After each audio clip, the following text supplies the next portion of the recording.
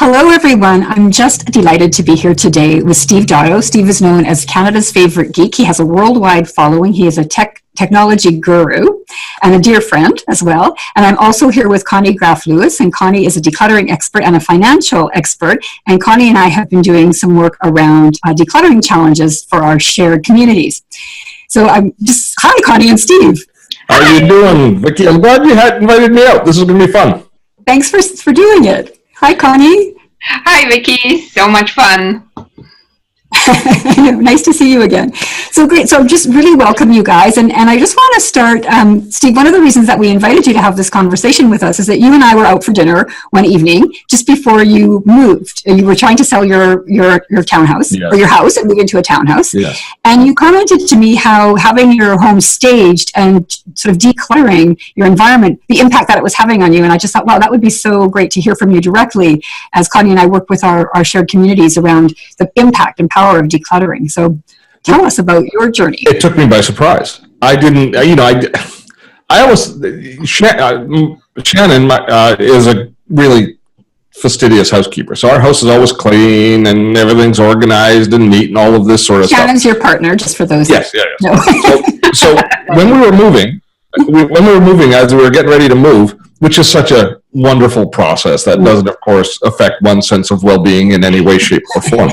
But as we're preparing to move, this woman came into our house who the realtors had arranged, who was a staging expert. And she went through our house and said, this goes, this goes, this goes, this goes. And she stripped a ton of stuff out of our house. And we're going, well, what's the matter with that? Now, the personal stuff I understood, kind of depersonalizing it so that you didn't. So the things that really say Steve and Shannon. Yeah, exactly. That stuff didn't bother me. But there was lots of other things. Well, that's not hurting anything. That's one of my things, and it's precious to me, even though I'd never really used it. So we go through all of this decluttering, and we simplify the house dramatically. Places like the kitchen and stuff like that. Stuff wasn't on the counters anymore, and but tools we used weren't on the counters anymore. And I just felt more calm. And despite the fact that we were under tremendous stress because we constantly have, people coming to see the house, and we're like, I must have vacuumed 7,000 times. But the fact that the house was just that it was bereft of, of extra stuff that wasn't necessary. I was amazed at what it did for my sense of well-being. Even though we were in a stressful time, I was actually, it was mitigated and maybe even surpassed by this extra sense of calm that came out of this decluttering. And a recognition that so much of this stuff just wasn't necessary in our lives. Yeah. Did you find it inconvenient? Like, I was curious about that. It isn't. It should have been.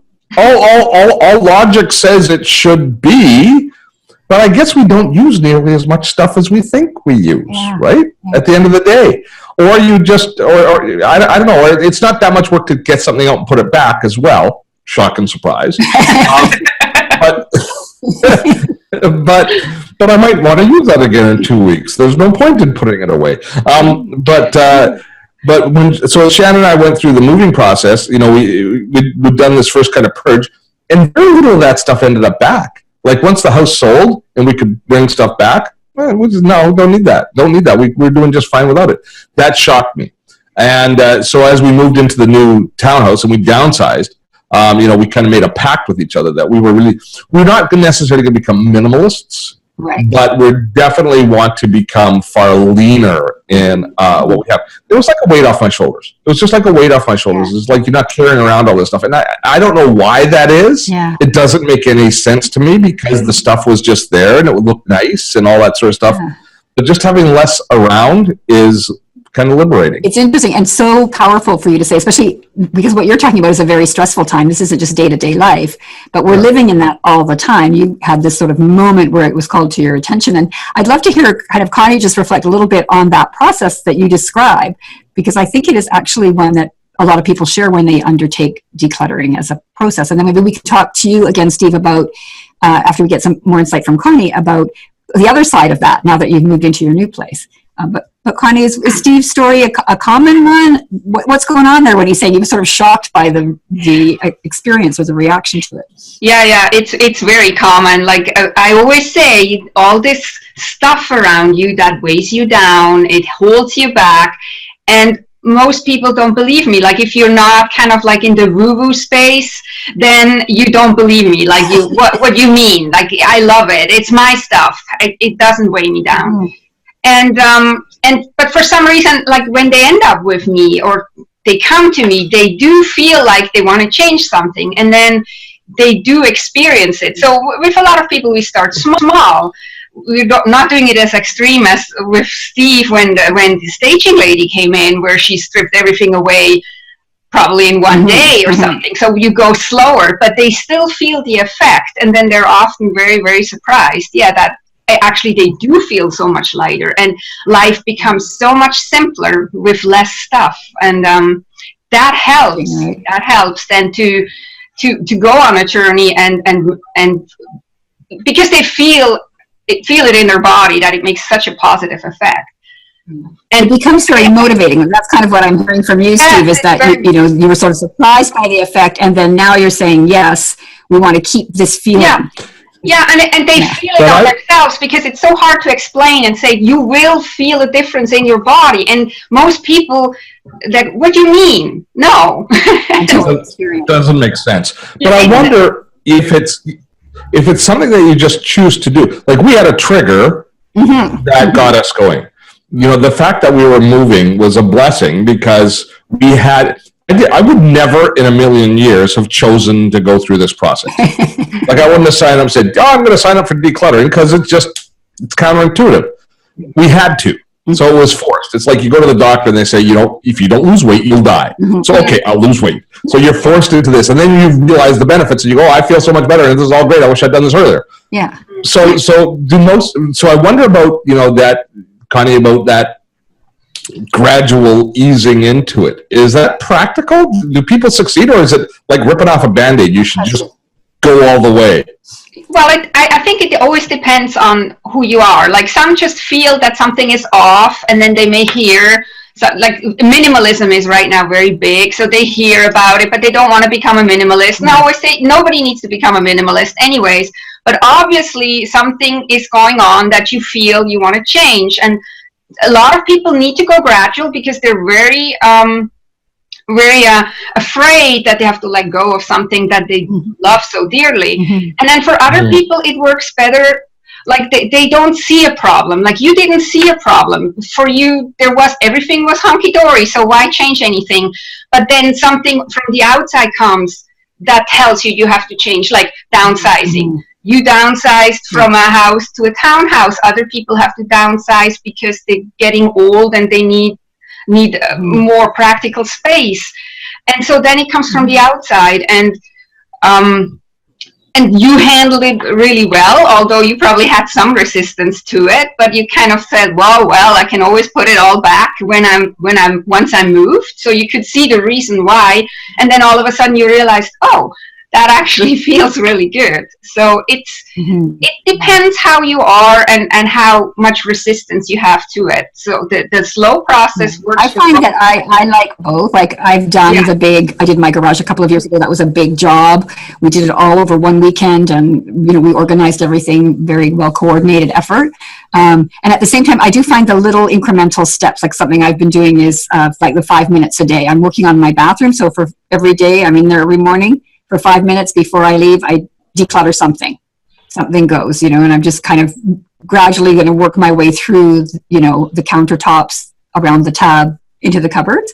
So I think it's very unique. What I'm hearing you say, Connie, is it's very individual in some ways, and the reasons why can be. I know we went into a lot of our decluttering this year when I first connected with Connie about doing this challenge, because we inherited a lot of things from my mother-in-law, who had downsized already once and then moved into full care. And sadly, we lost her in the fall, but she has, we were getting things downloaded to us that needed to be dealt with in some way, family treasures in many cases. And so everyone is a little different. So I'm interested, Steve, to hear how, so now that you've made the move, you're in this smaller place. So now what's going on with your stuff in your space? Where are you at now, you and Shannon? Well, I'm kind of paranoid. because I don't want, we're being really careful about what we bring in. I've been said, I don't have control over very much what happens in the rest of the house. That's pretty much Shan's domain. But my office is I've been thinking a lot about my office, and also making the space be more conducive to concentration and kind of an oasis of calm. Because before it was all just about production. It's what was efficient for me producing. But I'm realizing how much of an effect space has. So as I've set up this office behind me, I'm really thinking long and hard about where everything goes. And I never did it quite that way before. And everything having a place and a purpose for me. And I'm very paranoid about gathering something in here and having something kind of settle in and become a squatter that I start to become blind to. Right. That's the thing about it, is you're blind to this stuff. That's right. Yeah, you don't see it, and so and I can't trust myself, to notice it after the fact. So we're being very careful, and really taking our time and making sure that everything has its place. That's probably the biggest thing. But what you just said kind of waves of wow. That I wonder if a lot of people are probably cruising along fairly decently. But then, as baby boomers, we are acquiring treasures from past family members and stuff like that. And that's kind of like, giving an alcoholic a drink, one won't hurt. And all of a sudden stuff starts coming in and you're all of a sudden past the tipping point. And you have to be in a sense in the framework of yes for, at least I know dealing in our situation, because it was very important to my mother-in-law that the things that she had treasured, that she had bothered to keep on her journey. Yep. From large home to small assisted living to basically a hospital room with some personal items in it, her final place. The things she had kept were obviously very important to her, and we needed to honor that. And at the same time, they're not necessarily things that are that important to us. So you need to honor that and respect your own space. Yeah. And even she kind of lost her connection with reality. We weren't even able to find out, like, why is this little China Buddha important? Like, is it valuable, important, or is it significant, important, or is it just one of those little things that you threw in the box at the last moment and thought, I don't know what to do with this. I'm just going to me. Yeah. So, don't you have a nice... So just in terms of... I'm sorry. Don't you have a nice story around this, Vicky, where you thought that something was very special and probably bought on a special trip? You told me that story, and then it turned out to be... Not at all. It was just something, it was a piece of artwork that we got, and my sister-in-laws and I were talking about it, and they said, Mom must have gotten this in India, or she must have gotten this in Africa, or this whole thing, and it turned out actually that she had bought it on sale in downtown Vancouver at one of these import stores, and she bought 6 or 8 of them, which she'd given away, and then saved one for herself. So it had no significance whatsoever. We were fortunately able to get that story out of her before we lost her to her illness. So also just thinking about boxes, I'm thinking we had so many boxes to go through when we were going through that process. So Steve, do you guys still have stuff in boxes that you're trying to figure out? And I'm just thinking Connie might be able to offer some advice around that transition back in. But almost nothing. The moving service that we used has these plastic boxes, which we had to return to them. So we were motivated to get out of all the boxes because they were picking them up. So, and we had a storage locker, which I've never had before. So figuring out fitting things in the storage locker was like a puzzle, trying to figure out what to put in and that sort of stuff. So we've still got a few bins full of things, but it's all got a destination. It was a brand new townhouse that we moved into. And so we're having a few built-ins put in. There wasn't a pantry, for example, and there wasn't. And so we've commissioned a couple of pieces to be built for us, which should be in within about a week or so. And once those goes in, we know that this stuff is all moving into there. Yeah. And so those are the only boxes that were around. That was a big thing for me, was getting I felt a real sense of disquiet till we had one room that was clear of boxes, clear of moving stuff, right? Until that was a big issue for me, is to find a place like that.